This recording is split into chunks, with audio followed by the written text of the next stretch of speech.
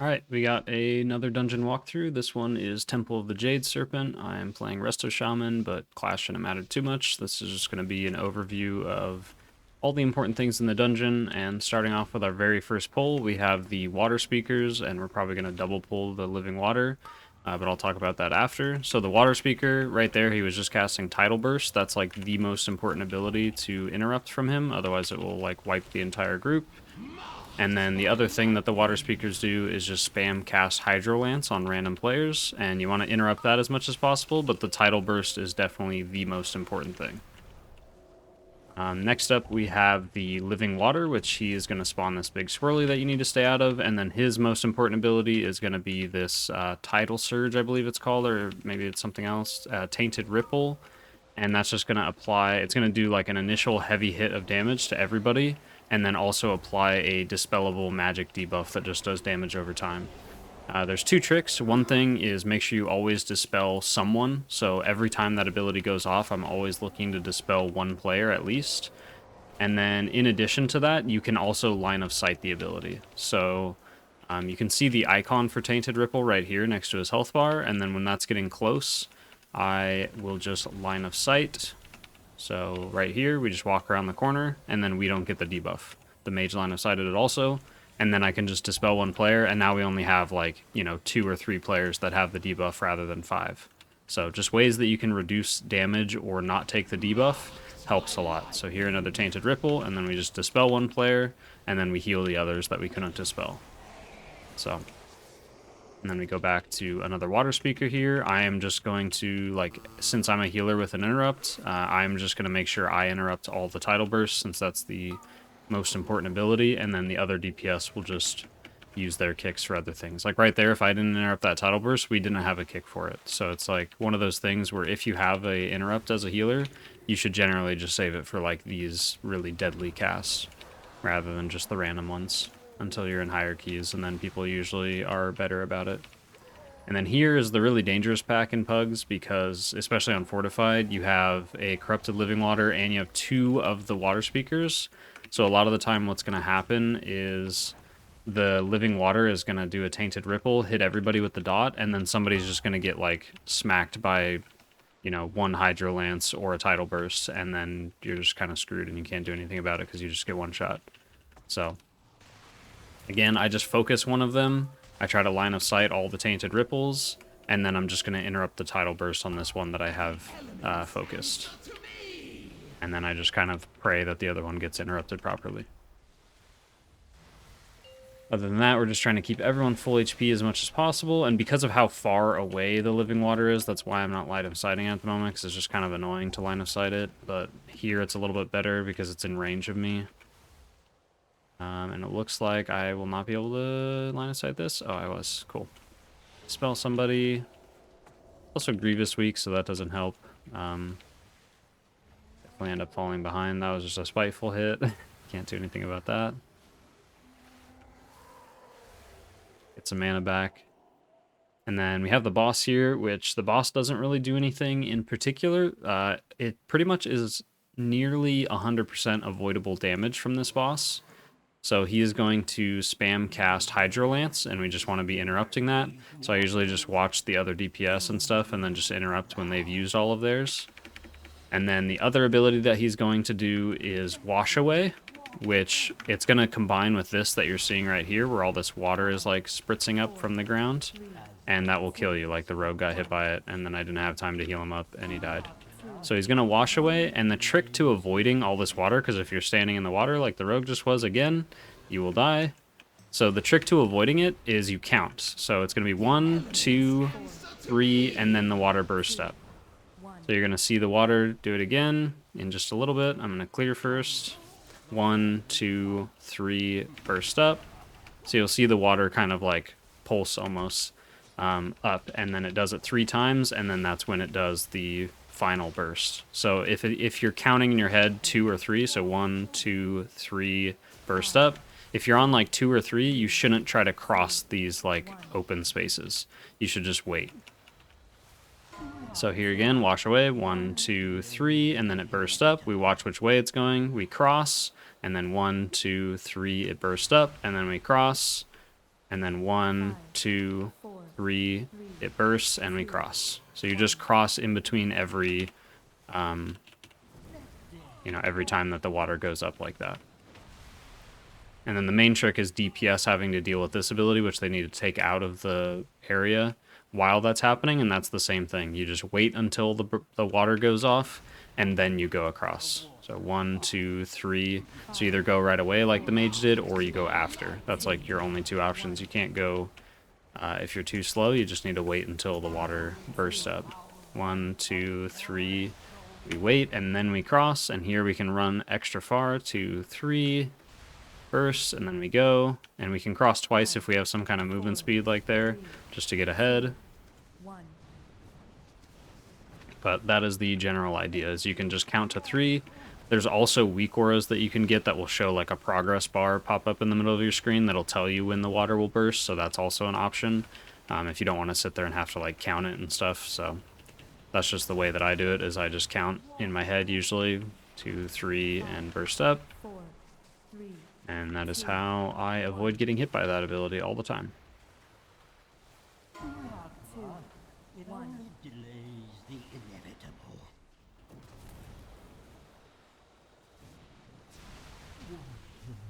What would be really nice is if Bigwigs had some kind of functionality where you could enable a countdown for that ability. That would be the best, so that it would just count for you, but unfortunately, as far as I know, that is not a thing, but there is weak auras, and you could probably even make a weak aura that would count for you, I would think. So definitely not impossible.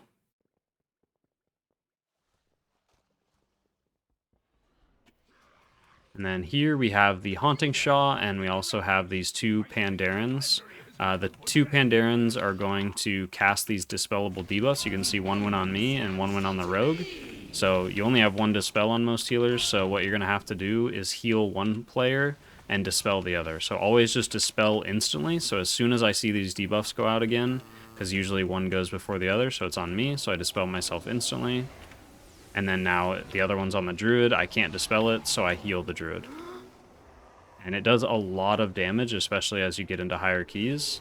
So if you're the one who gets targeted, I would recommend dispelling the other person, and then you can just use like a defensive or, consumables and stuff to keep yourself alive.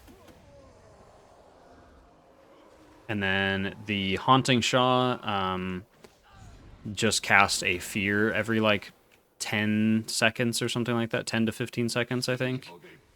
So you just want to make sure you interrupt that. Otherwise, they don't really do anything.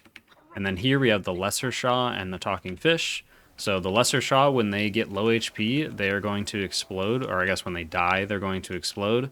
You'll see them do a bunch of unavoidable group-wide damage, though it can be line of sighted, so that is one way to avoid it. But you have to be, near a wall or something like that in order to line of sight them to begin with. A lot of the time, you're not going to have the chance to, especially in pugs. So when you see the Lesser Sha start dying, you should be using like healing cooldowns or externals and stuff like that in order to keep the group alive. And there, our tank just kind of fell over. I don't know what happened, so. And then here we have another Haunting Sha, and you can see we all got feared by that one. I don't have Tremor or anything, so just kind of unfortunate. I can't do anything about it. And are we going to get feared by that? Yes, we are.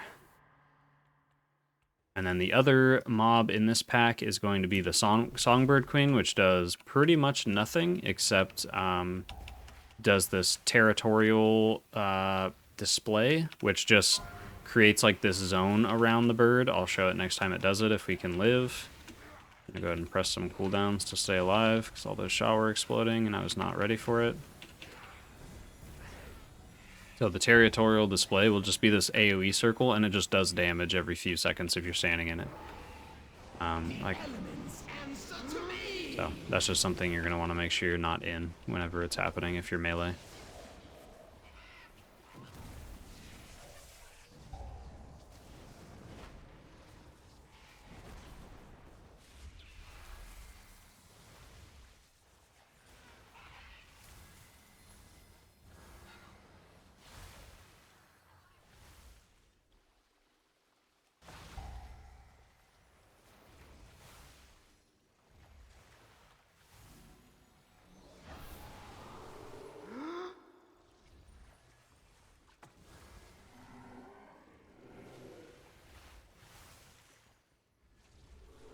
Maybe not the best week to run the Corrupting Rage potions, but...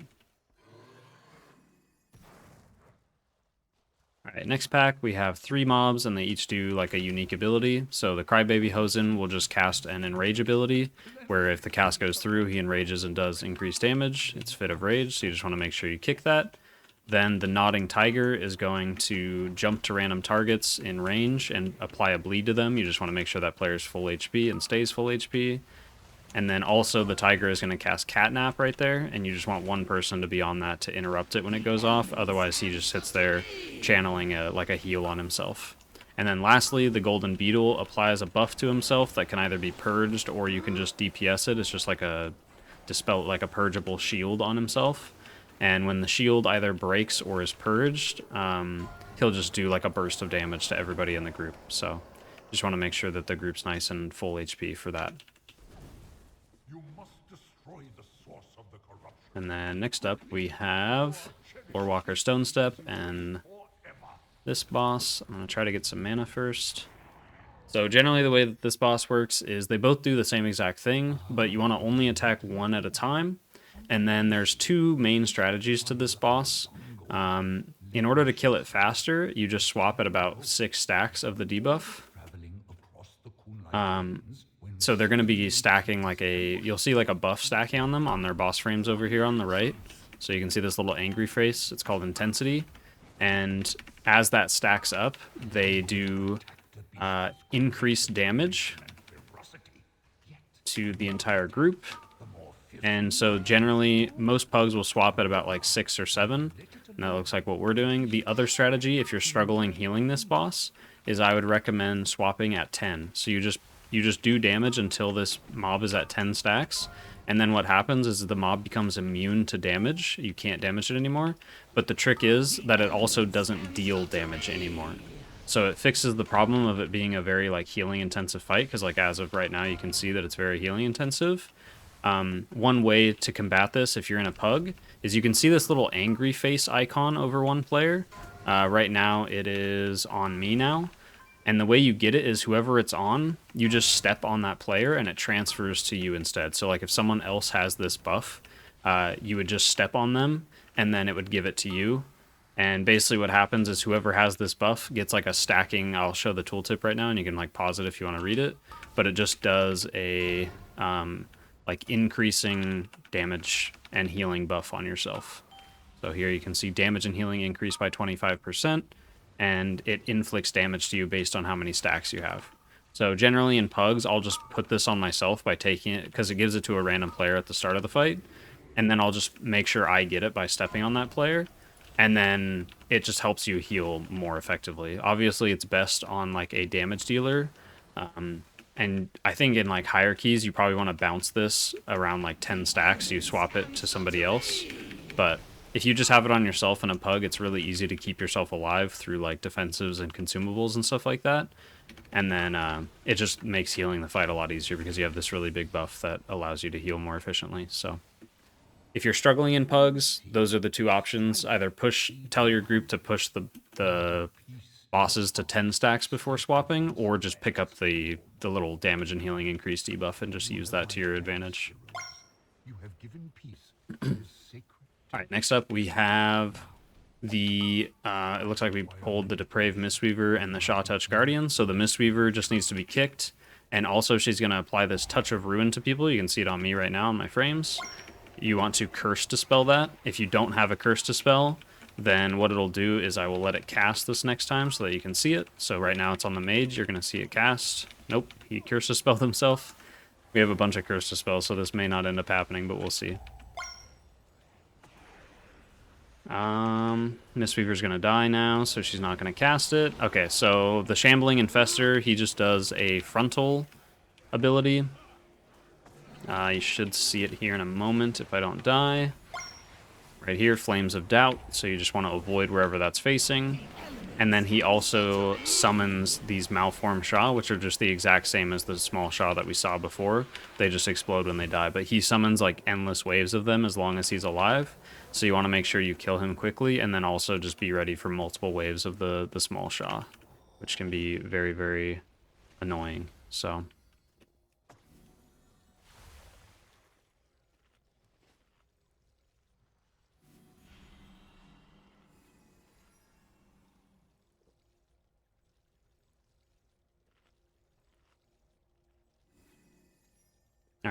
Have enough mana. Kind of re-explain the Mistweaver here since the Curse Dispel didn't go off. We're going to see if we can let it go off on somebody. So Mistweaver, first thing she'll do is the Defiling Mist. We just always interrupt that, otherwise it does a bunch of single target damage to one person. And then she'll apply this curse. It's on me. We're going to try to let it go off unless someone Curse Dispels me. And there you go. It does a very heavy burst of damage and then applies this Healing Absorb debuff on the person. So you need to either Curse Dispel it, or if you don't have a Curse Dispel, you just make sure that that player is full HP and that you top them off as soon as that explosion goes off. And it also does it in an AoE, like an area effect, so you want to make sure you're not next to other players when that's detonating, if you're letting it go off and not dispelling it. If you don't have a Curse Dispel as a healer, but you have like a Druid or a Mage in your group, just at the start of the key, just let them know, like, hey, can you make sure you have Curse Dispel for, you know, before the third boss. You can just mention it, and they'll probably know what you're talking about. And then here we have a lot of similar packs that we've seen before. The Haunting Sha again with the Fear cast that we want to make sure doesn't go off. We have the Minions of Doubt, which are the Lesser Sha, I mean, which are going to be the ones that explode, so we want to watch their HP.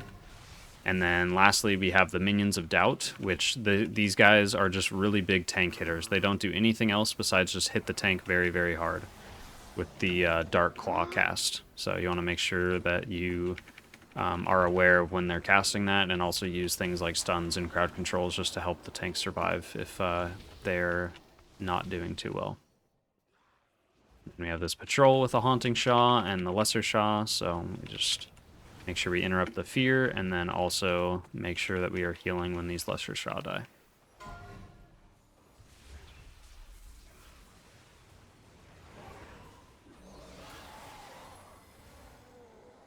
And we have a big guy here. This is going to be really rough to heal through because we not only have all these Lesser Sha, but we're also going to have this Shambling Infester spawn even more of the Small Sha. So we're going to have like twice as many as we would normally deal with. So we're definitely going to use Spirit Link Totem here as stuff starts dying. So we're going to wait till the Lesser Sha start dying here, and then I'm going to throw down Spirit Link, stand in it, we'll press our defensive, we'll health pot, and we will do a bunch of healing, and then he's going to summon even more, so I need to make sure I stay ahead here. And we are like completely out of mana, so I'm going to pop an Earth Elemental. And we can also pop a Mana Potion. And we can use a Primordial Wave and maybe keep the group alive. Nope, I ran out of time there. Just use Primordial Wave a little too late, and same thing with the Mana Potion.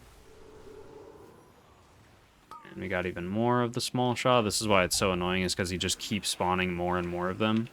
So it just can get out of control very quickly. Interrupt that Fear cast on the Haunting Sha. We also have the Mistweaver casting on someone, which is even more damage that we have to heal through. We have another wave of the Small Sha coming out. So you can definitely see why this is such a problem. And we have another Primordial Wave up, so I'm going to try to use that to my advantage. But I think we just die here. So I am completely out of mana. Clear here. Looks like we're almost surviving if we can keep the rogue alive, but I don't think we can. We need to interrupt that Defiling Mist. We try our best to heal the rogue. Just completely out of mana. I do have a slow and a stun. Go. Need to also try to help deal damage. No, don't die. Okay. So he's dead. Might be able to kill this. I'm not sure.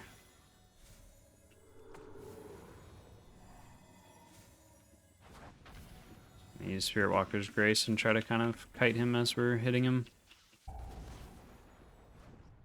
Oh, and the Sha Touched Guardians, I didn't talk about them, but all they do is like a leg sweep ability. They don't really do anything else. They do also do like a tank hit. It's called Setting Sun Kick, which does a heavy amount of tank damage, so I guess that is worth mentioning. So just make sure your tank's full HP, and then if they do get hit by it, it applies like a debuff that does damage over time to them. So you want to make sure you heal them up if they get targeted by that and also get hit by it, but a lot of the time they'll like block or dodge it or parry it and not get the debuff so it doesn't hit as hard. All right, now we have the dreaded third boss. So this boss is just in phases. The most important thing is that this boss is pretty irrelevant until her second phase, which her second phase is her when she's 70% HP to 30% HP. So on pull, this boss fight is very easy. So if you're going to lust or use DPS cooldowns and stuff, save them for later. So like we're in a pug, so we're not going to have control over that. But basically all you're doing is avoiding these flames that come out, which the pattern is she's going to apply Serpent Strike to the tank. And in phase 1, all it does is just, it's a dispellable dot. So we're going to skip it here, but you could see it there. If you go back when I wasn't explaining it, it's just a dispellable dot that goes on the tank. So you just dispel it every time. But now in phase 2 is where it's difficult, because the debuff that she applies is no longer dispellable. And then on top of that, it applies a healing absorb to the tank. And as long as the healing absorb remains on the tank, he takes like constant damage while the healing absorb is on him. And then on top of that, the flames that she shoots out afterwards leave like a trail of like a pool on the ground that you want to avoid. So the main thing is debuff goes out, then the flames happen. So always keep in mind that that's when the flames happen.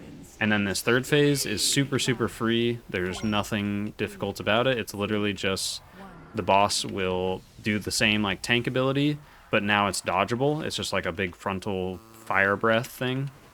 So that's dodgeable. The tank will just move out of the way most of the time, or they'll get hit hard. And then the only other thing she does is spawns like giant swirlies like this right here after each breath, and it just spawns a pool on the ground. So phase 3 is like phase 1 and 3 are super, super easy. Phase 2 is super difficult. So that's where groups will struggle. So as a healer, you just want to make sure you're on top of keeping the tank full HP, and then also heal them up when they get targeted by the Jade Flame or whatever it is. And then here we're dispelling the curses again. We have all the same mobs that we've already been dealing with in the dungeon. Waterspeaker, Mistweaver, and the Guardian. I don't have my kick for this Waterspeaker, so I really hope he doesn't cast a Tidal Burst. Okay, now we do, so we're okay. There's the Tidal Burst. Somebody else kicked it. So I will just kick the Mistweaver. The elements answer to me. And we have no new mobs in this area here. It's just these are the most difficult packs throughout the entire dungeon, I would say, for the most part, especially in unorganized groups. Because there's just lots of casters, and then the final pack before the boss has 2 of the Haunting Sha, or no, sorry, 1 of the Haunting Sha, and then 3 of the Minions of Doubt, which just absolutely wreck your tank. So the third pack is where you'll definitely want to make sure you have some kind of external available, and if you don't, you gotta pray for your tank. So make sure you try to save an external for them for that very last pack before the last boss.